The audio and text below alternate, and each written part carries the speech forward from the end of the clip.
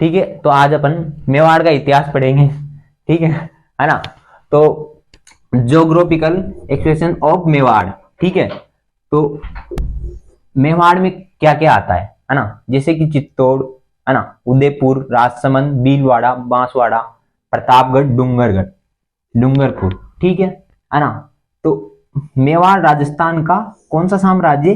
दक्षिण साम्राज्य। ये राजस्थान के किधर पड़ता है? दक्षिण में पड़ता है साहब। ठीक है। मेवाड़ का प्राचीन नाम क्या है? मेवाड़ का प्राचीन नाम है, इसे मेदपाट, सीवी जनपद व प्रागवाट कहते हैं। ठीक है ना। अब मैप के हिसाब से देख लेते हैं कि भाई मेवाड़ में कौन कौन से राज्य आते हैं ना। ठीक है, जो इधर आता है ये भीलवाड़ा। ठीक है, यहाँ पर राजसमंद है ना, 1-2 नंबर पे राजसमंद, तीसरे पे उदयपुर आता है ना, चौथे यहाँ चित्तौड़ आ जाता है, प्रतापगढ़ 5वें नंबर पे। ठीक है, तो ये 5 राज्य मेवाड़ के अंतर्गत आते हैं। ठीक है, अब आगे चलते हैं। अब अपन मेवाड़ में जो कौन कौन से राजा हुए उनको वंश देखेंगे, गुइल वंश, है ना। ठीक है, राहुल कब लगे मेवाड़ में ना, रतन सिंह और रानी पद्मिनी के बारे में भी पढ़ेंगे। ठीक है, ठीक है, तो मेवाड़ के इतिहास के बारे में मैंने समझा दिया था। अब हम राजवंशों को पढ़ेंगे। ठीक है, पहला राजवंश कौन सा था इसमें? गुइल, है ना। ठीक है, दूसरा था भोज, जिसे आप बप्पा राहुल के नाम से जानते हैं ना। तीसरा महेंद्र, चौथा नाग और 5वां शिलादित्य। ठीक है, तो जो गुइल वंश है ना, उसे वल्लभी या शिलादित्य उस टाइम और पुष्पावली के नाम से भी जाना जाता है। गुइलादित्य इसके बच्चे का नाम था, है ना। कौन से कुल से था? ब्राह्मण कुल से। और ये कहाँ के रहने वाले थे? आनंदपुर वटनगर के, है ना। और जो ये बात मानता था वो कौन था? ठीक है, किसने कहा था? जो ये नौशेखवा खां आदिल था, है ना, ये ईरान का रहने वाला था। इसने कहा था कि ये ब्राह्मण कुल से हैं। ठीक है, और अब अजुल फजुल ने भी माना था, अबुल फजल ने, है ना। और ये बात कौन से अभिलेख में प्रमाणित होती है? सामूली अभिलेख में। ठीक है, ये कहां पर मिला था? ये उदयपुर में मिला था, है ना। ठीक है ना। इससे आगे चलते अपन, तो ठीक है अपन, है ना, अगले राजा के बारे में पढ़ते हैं, अल्लट, है ना। अल्लट क्या है? इनकी माँ का नाम क्या था? इनकी माँ का नाम था महालक्ष्मी, जो कौन से वंश से थी? राठौड़ वंश से थी, है ना। इनके बेटे का क्या नाम था? इनके बेटे का नाम था नरवान। ठीक है ना। जो अल्लट की पत्नी थी उनका क्या नाम था? उनका नाम था हरिया देवी। तो कौन थी हरिया देवी, है ना? ये क्या थी?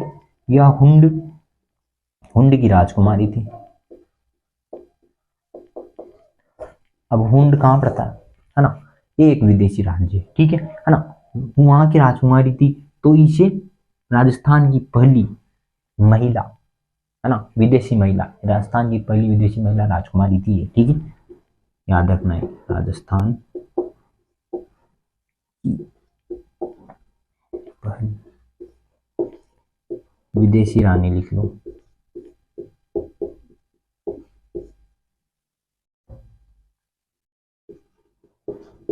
ठीक है ना। और जो ये अल्लट थे, है ना, तो इनके बारे में कौन से अभिलेख में जानकारी मिली थी? है ना, आठपुर, है ना, आठपुर अभिलेख में जानकारी मिली थी भाई ये अल्लट है, इनके बेटे का ये नाम ये है। ठीक है, और नौकरशाही की स्थापना, जो अल्लट थे आपके बहुत महान राजा थे, और इन्होंने इन जो ये राजनीतिक तरीके से भी बहुत समृद्ध थे, इन्होंने ही, है ना, नौकरशाही की स्थापना की थी। नौकरशाही की स्थापना कैसे? जैसे आधिकारिकता में चलना, जैसे मंत्री होना, है ना, आपके मंत्री उपमंत्री, जैसे अपन लोकतंत्र चलता है ना, वैसे ही इन्होंने नौकरशाही की स्थापना कर दी थी। उस टाइम इनके मंत्रियों के नाम तक इस आलटपुर अभिलेख में मिले हैं। ठीक है, मंत्रियों के नाम क्या थे? एक का नाम था अमत्याना, अमत्या, संधि विग्रह, बादीपति, है ना, अक्षपटल पटलिक, है ना। क्या नाम था? अक्षपटली। अक्षपटली का मतलब क्या होता है? मजदूर,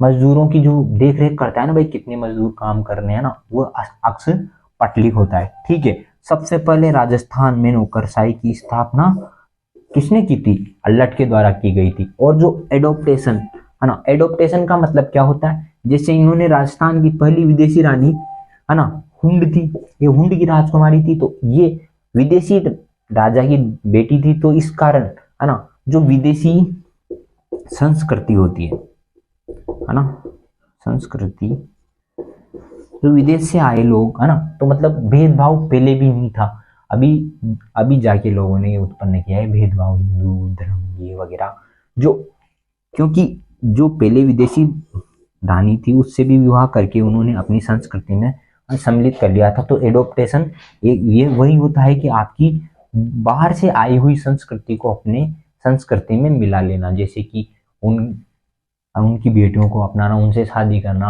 है ना, ये भेदभाव पहले भी नहीं था। ठीक है, तो जो ये एडोप्टेशन का पहला पहला उदाहरण है जो किसके द्वारा प्रस्तुत किया गया था, अल्लट के द्वारा प्रस्तुत किया गया था। ठीक है ना। अब अगले राजा के बारे में पढ़ेंगे, अगला राजा कौन था, अगला राजा है अपना चैत्र सिंह। ठीक है,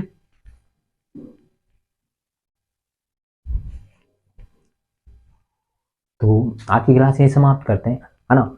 चैत्र सिंह के बारे में मैं आपको अगली क्लास में पढ़ा दूंगा, तब तक के लिए चैनल को सब्सक्राइब करें, ज़्यादा से ज़्यादा लाइक करें, है ना। और मैं आपके लिए वैसे तो साइंस का कंटेंट लेके आता हूँ, मैं हिस्ट्री का भी कंटेंट ले, अगर आपको अच्छा लगेगा तो मैं हिस्ट्री की और भी क्लासें लेके आऊँगा। ठीक है ना। तब तक के लिए जय श्री कृष्ण, राधे राधे, है ना। तो ज़्यादा से ज़्यादा चैनल को सब्सक्राइब कीजिए और लाइक कीजिए। ठीक है।